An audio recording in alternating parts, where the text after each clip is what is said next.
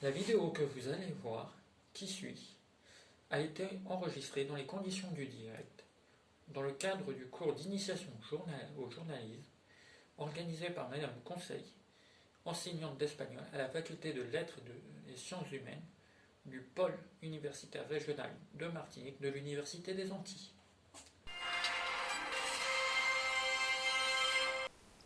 Bonjour à tous et à toutes. Alors, pendant l'émission d'aujourd'hui, nous allons parler des avantages et des inconvénients des cours en ligne et du télétravail. Alors, avec moi, Tammy Aurélie, nous aurons différentes animatrices, dont Brutus Mélissa, Florentini Allison, Arnaud Juliane, Francesca Joly et Arnaud Katian. En invité, nous aurons Madame Conseil, qui est professeure à l'université des Antilles. Donc, nous allons réellement aborder les thèmes selon le point de vue des étudiants, mais aussi des salariés pour n'oublier personne, en fait, pour que la vision de chacun, en fait, soit dite, en fait, pendant cette émission. Donc, un des problèmes qui se posent avec les cours en ligne obligatoires, c'est vraiment l'accès des outils informatiques adaptés. Donc, avant la crise du Covid, il y avait déjà plus de 20% des Martiniquais qui vivaient sous le seuil de pauvreté. Donc, c'est vrai qu'avec la crise, les choses ont vraiment empiré. Mais en fait, ce qu'on voit, c'est qu'avec les cours en ligne, il est nécessaire pour les élèves d'avoir un accès à un bon ordinateur et à un pack office. Surtout que dans cette situation, la qualité de leurs outils est directement en lien avec la qualité du travail qu'ils vont remettre. Donc, pour les étudiants les plus en difficulté, on peut observer qu'il y a une absence d'outils adaptés, comme par exemple un ordinateur, puisque hors promotion, un ordinateur, c'est entre environ 400 euros et 1000 euros. Et aussi, on remarque l'absence en fait de pack office et parfois même d'une Wi-Fi. Et il ne faut pas oublier que même le pack office, c'est assez cher puisque c'est à environ 50 euros. Donc, mais vraiment, en fait, même pour les étudiants faisant partie de la classe moyenne, la difficulté est là. Donc, j'ai reçu plusieurs témoignages d'élèves lycéens qui, à qui on demandait en fait exclusivement de rendre des exercices ou des contrôles qui soient faits en fait sur PowerPoint ou sur Word, mais en fait ils n'avaient pas les moyens de s'offrir ces pack office en fait surtout en période de confinement.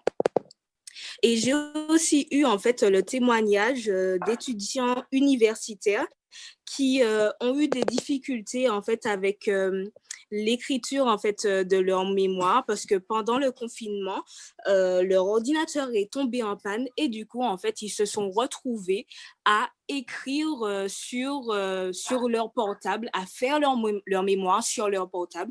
Donc on voit vraiment en fait qu'en Martinique, pour les étudiants, alors que l'accès en fait à un outil informatique est crucial, surtout pendant le confinement, ben il y a beaucoup d'étudiants qui n'ont juste pas les moyens en fait de s'offrir ce genre en fait d'outils. Est-ce que l'État a mis des choses en place ou même des aides vis-à-vis de cette situation? Alors, l'État a mis en place des aides, hein. Par exemple, la revalorisation de la bourse. Il y a eu aussi les 150 euros qui sont censés être versés en plus de la bourse aux élèves boursiers début décembre.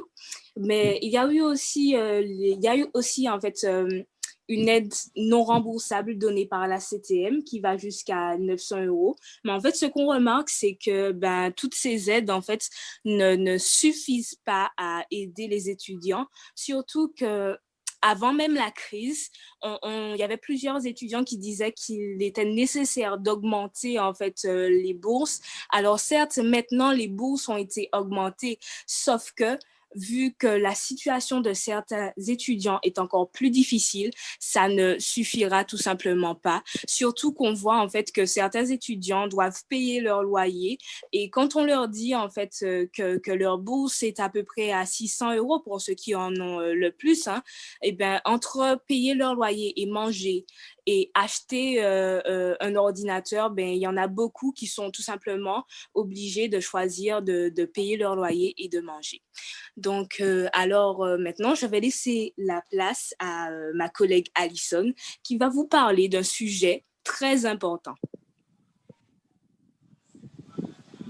Bonjour à tous.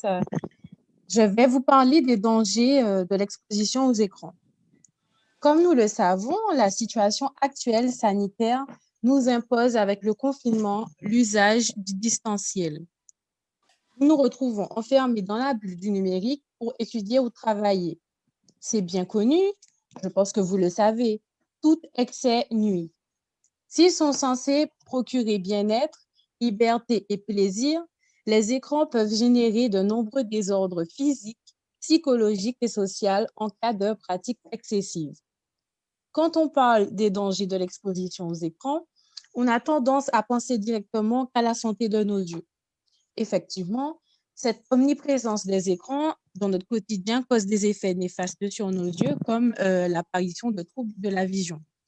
Les activités nocturnes sur les écrans peuvent empiéter sur le temps du sommeil, ce qui peut à terme dérégler le système biologique et générer un épuisement et une fatigue chronique.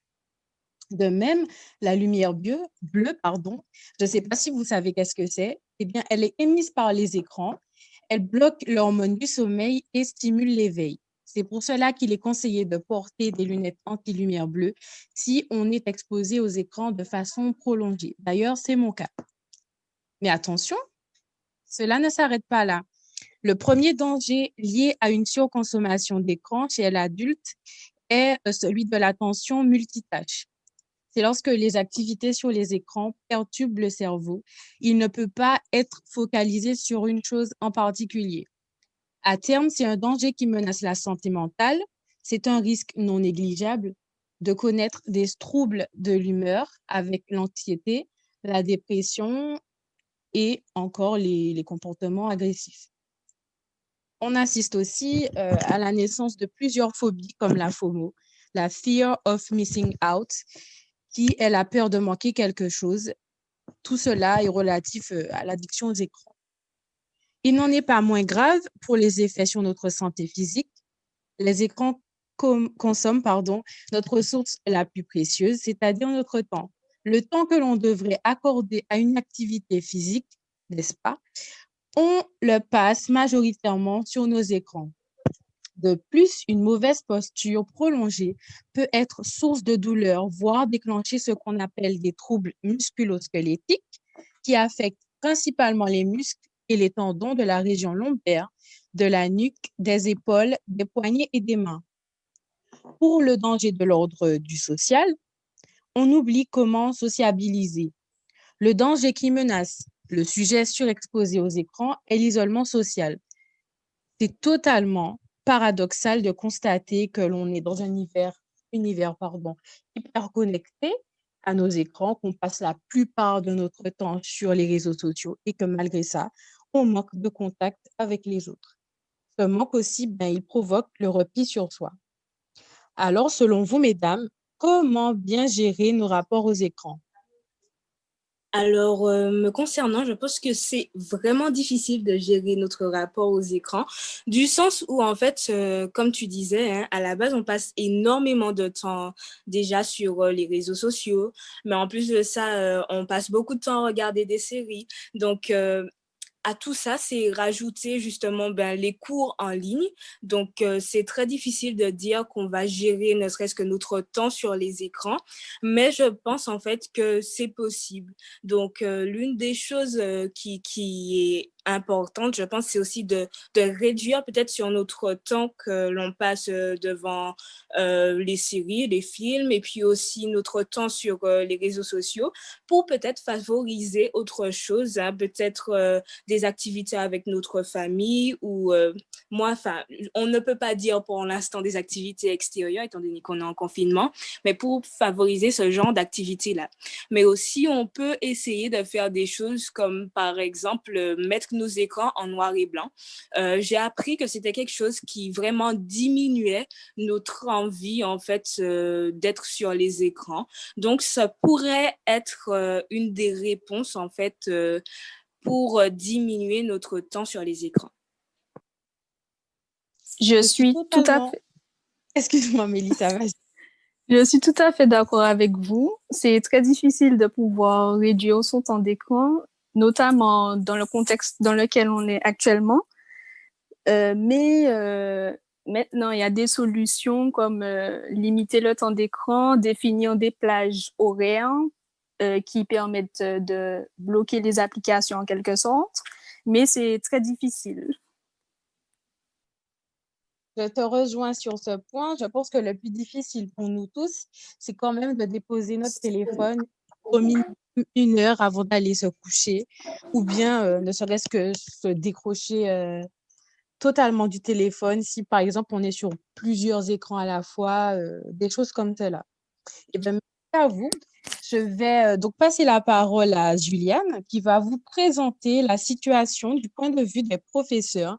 À toi, Juliane.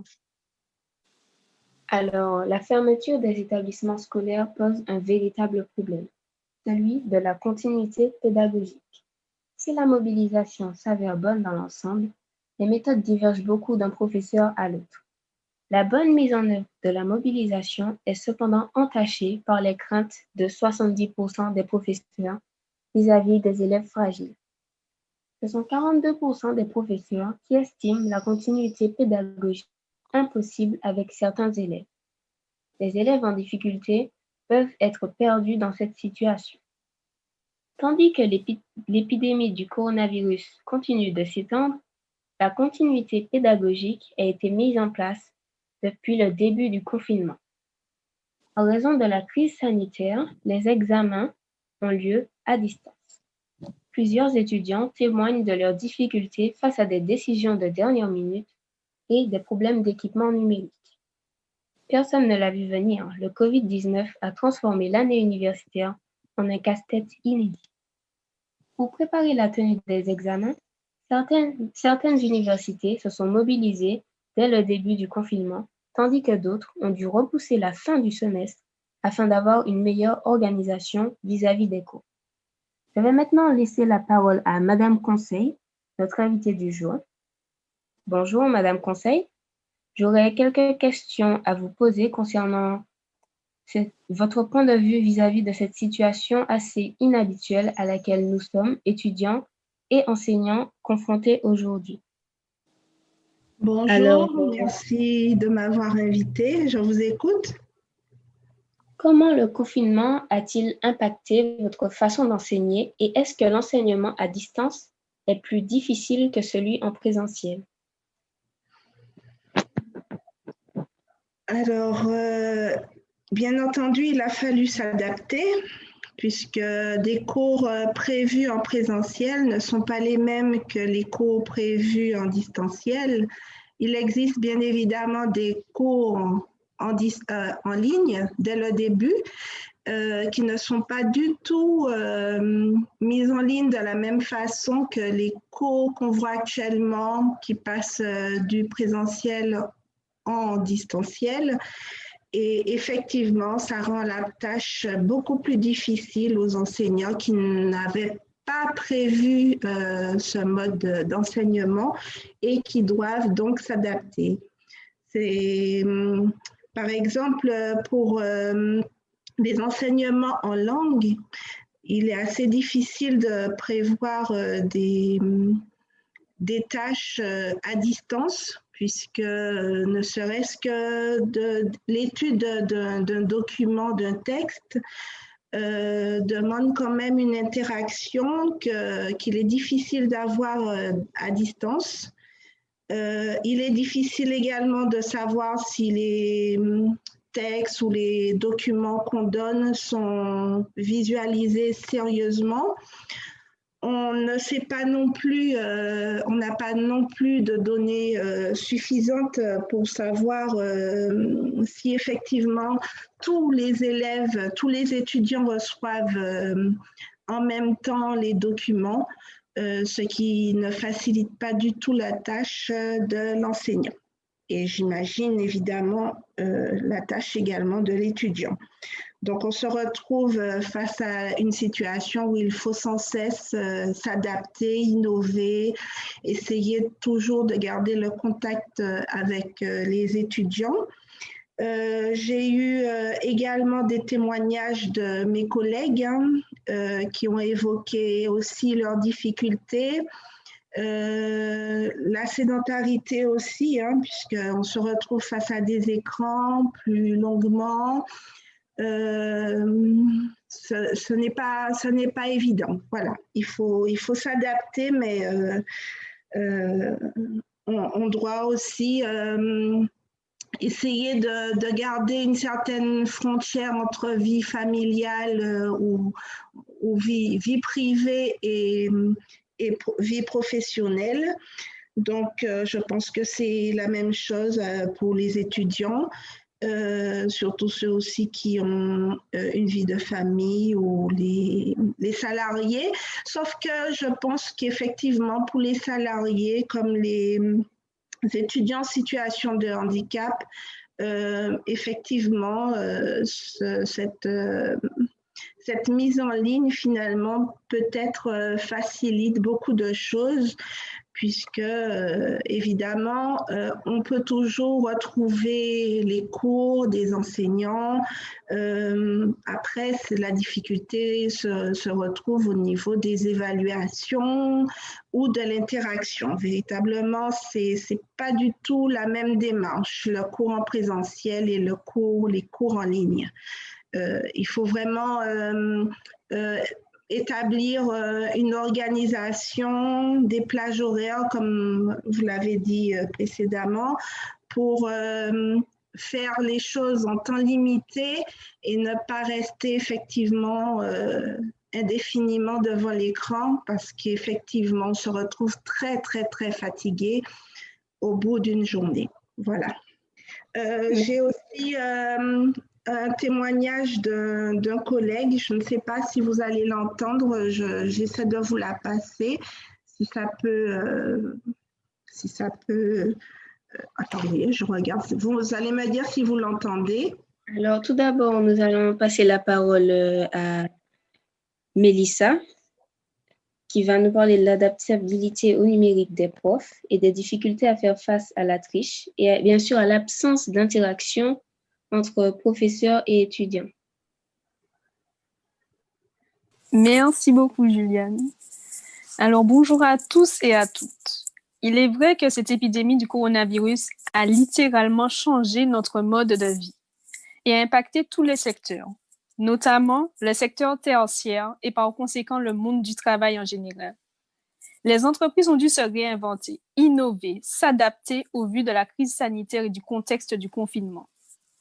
Pour cela, elles font l'usage du numérique qui prend de plus en plus une place considérable dans ce secteur. Entre digitalisation des services, hausse du télétravail, déploiement de l'enseignement à distance, l'essor massif du numérique dans les entreprises est incontestable. La transformation digitale est donc en marche et s'opère progressivement au sein des entreprises. Toutefois, intéressons-nous aux conséquences de cette transformation. On constate que les salariés sont les premiers touchés par le virage de la transformation digitale, car évidemment, ce sont eux qui doivent utiliser les outils digitaux déployés. Cependant, cette utilisation du numérique est-elle une capacité à la portée de tous les salariés? Eh bien, comme vous pouvez vous en douter, de nombreuses études ont révélé que tous ne sont pas égaux face au digital.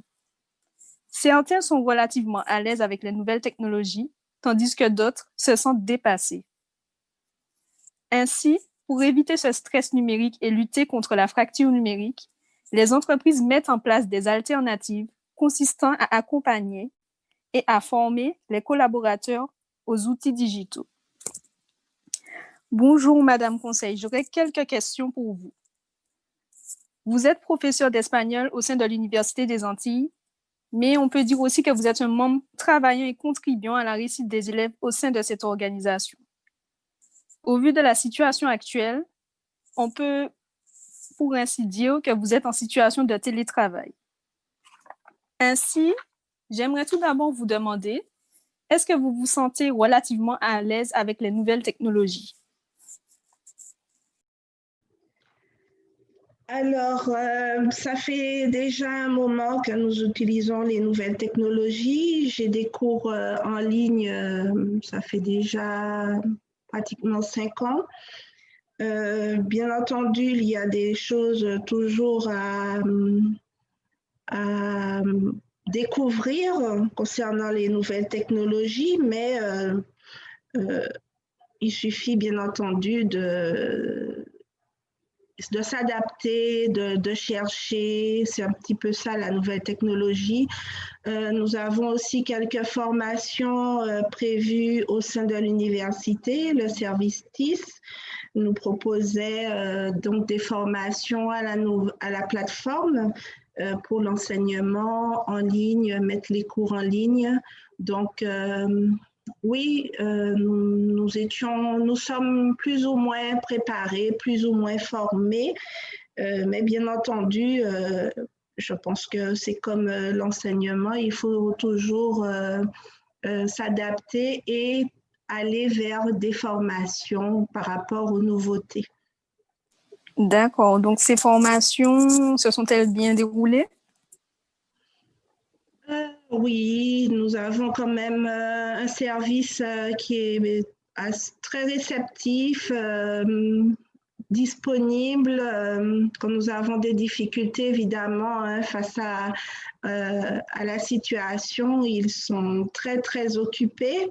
Donc, effectivement, nous devons faire preuve de patience pour avoir des réponses, ou il nous faut aussi chercher par nous-mêmes des solutions.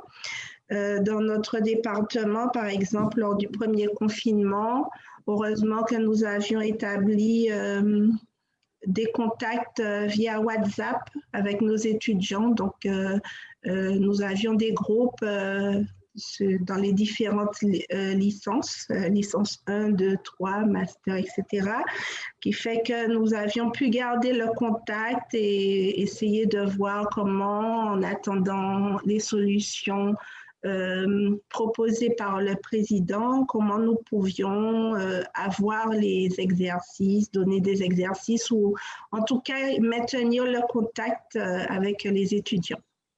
Très bien. Je vous remercie, madame. Merci beaucoup.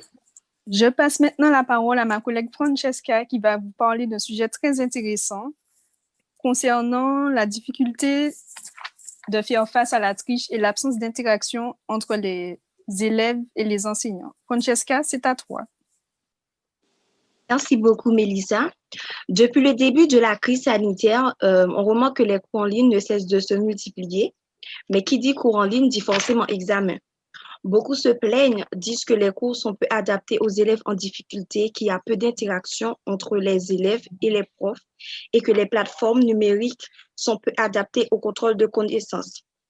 On constate que beaucoup d'élèves ne retiennent pas forcément les cours lors des contrôles de connaissances, souvent sous forme de QCM. Le cours est à disposition et les élèves n'apprennent pas le cours vu qu'ils ont le cours à disposition chez eux.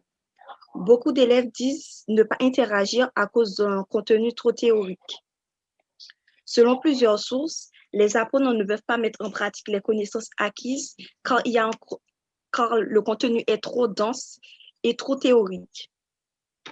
Madame Conseil, je voulais vous poser une question. Depuis que vous effectuez des cours en ligne, y a-t-il un taux de réussite plus élevé des contrôles en ligne qu'en présentiel? Alors, pour le moment, c'est vraiment difficile d'y répondre puisque nous n'avons pas véritablement de statistiques fiables. Nous n'avons pas encore de remontée sur ce plan. Alors, parler de triche, effectivement, je ne sais si véritablement on peut parler de ça de cette façon, puisque les enseignants essaient d'adapter les évaluations à l'enseignement en ligne, mais il en va aussi de la responsabilité de l'élève de savoir en fait de s'organiser et d'être sérieux dans le travail qui est donné.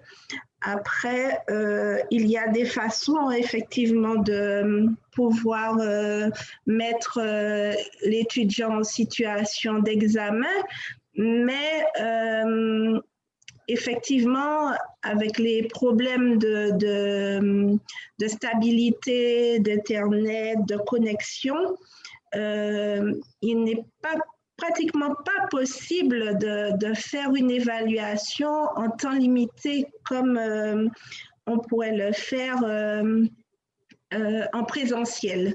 Donc, soit effectivement, il faut donner un lieu aux étudiants pour qu'ils s'y rendent et faire les exercices, les évaluations en temps limité, mais à distance, ce n'est pas possible.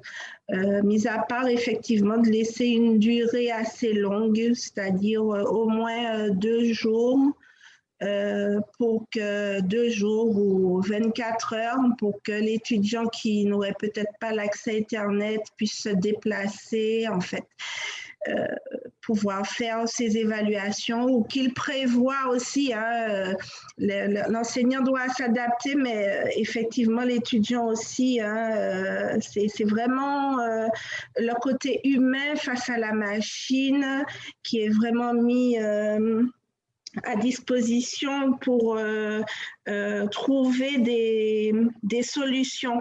Donc, j'essayais d'avoir cette discussion-là avec mes étudiants, leur disant qu'effectivement, ils pouvaient se rendre sur le site universitaire, que la bibliothèque était ouverte. Donc, s'ils avaient effectivement une évaluation, il aurait fallu prévoir, etc.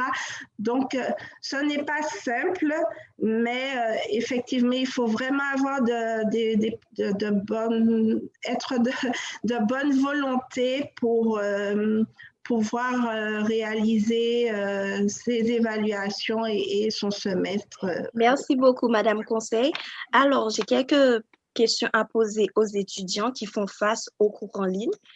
La première question, est-ce que vous arrivez à réviser lors des contrôles en ligne comme en présentiel? Eh bien, Francesca, pour te répondre, si je peux me permettre, réviser, ce n'est pas une tâche difficile, mais il s'agirait de toujours se dire qu'on doit être dans les mêmes conditions qu'en temps normal. D'accord, merci Alison. Et la deuxième et dernière question, est-ce que lors des contrôles en ligne, êtes-vous tenté d'utiliser vos cours?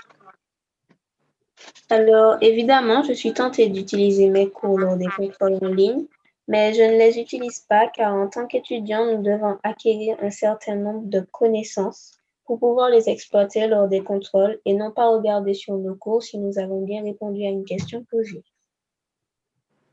Merci beaucoup, Katiane. Je te rejoins parce qu'on peut avoir une bonne note en trichant. Après, on fera à l'avenir, qu'on va travailler, on n'aura pas forcément la possibilité de tricher. Dans toute situation, il y a du négatif, mais aussi il y a aussi du positif. Je vais faire place à ma collègue Katiane qui va aborder le côté positif des cours en ligne. Merci beaucoup. À toi, Katiane. Pour les élèves en situation de handicap. En effet, le droit à l'éducation pour tous les enfants, quel que soit leur handicap, est un droit fondamental. Chaque école a vocation à accueillir tous les enfants, quels que soient leurs besoins. Si le numérique est un outil particulièrement intéressant pour la réussite des élèves ordinaires, il se relève indispensable pour les élèves en situation de handicap. Les outils numériques leur permettent de faire ce qu'ils ne pourraient pas faire, de mieux faire, de faire plus vite, de faire différemment. Pour favoriser la scolarisation des nombreux élèves en situation de handicap, l'Éducation nationale aide au développement des ressources numériques adaptées spécialement pensées pour répondre à leurs besoins éducatifs particuliers. Alors, les avantages des cours à distance peuvent être le fait pour eux de garder le contact avec leur classe, car pour quelques mois, une année, voire toute la scolarité, les élèves peuvent suivre leur scolarité à distance. La clé de leur succès est beaucoup d'autodiscipline, de l'investissement personnel. Mais l'isolement est l'inconvénient majeur de ce mode de scolarité. La solution, pour en limiter les effets, est de participer si possible durant les cours en ligne ou à des activités de groupe, que ce soit exposées ou autres. Grâce à l'aide du numérique, l'élève, une fois inscrit, reçoit ses cours, ses documents, ses accès à Internet. Cette organisation est sensiblement la même de l'école à l'enseignement supérieur. Les cours ne sont pas adaptés à tel ou tel type de handicap. Les élèves sont dans des situations très diverses. Ce sont les cursus. Comme je le disais, grâce à l'aide du numérique, l'élève, une fois inscrit, reçoit ses cours, ses documents et ses accès à Internet. Cette organisation est sensiblement la même de l'école à l'enseignement supérieur.